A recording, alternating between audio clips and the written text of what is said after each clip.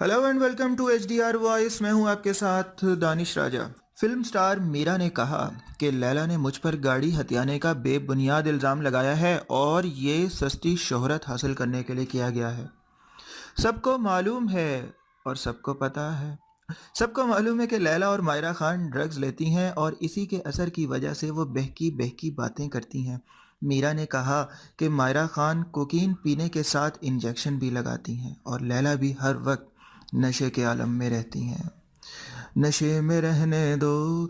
मैं पिछले 5 साल से अमेरिका और दुबई में स्टडी में मसरूफ़ हूँ। माशाल्लाह मीरा साहिबा, बहुत ना पढ़ लेना। और मेरा उनसे कोई राब्ता नहीं। उन्होंने कहा कि लैला मेरे भाई से शादी की ख्वाहिशमंद थी। उन्होंने कहा कि मैं मायरा खान और लैला के लिए दुआगो हूँ कि खुदा उनको नेकी की हिदायत दे। वाह वाह वाह वाह, क्या बात है मौलाना साहब। और वो नशा करना छोड़ दें। उन्होंने कहा कि मैं इमरान खान की शादी पर कोई तबसरा नहीं करना चाहती। अंगूर खट्टे हैं। अलबत्ता शौकत खानम हस्पताल की फंड रेजिंग में इमरान खान की ज़रूर मदद करूंगी। सुबहान अल्लाह।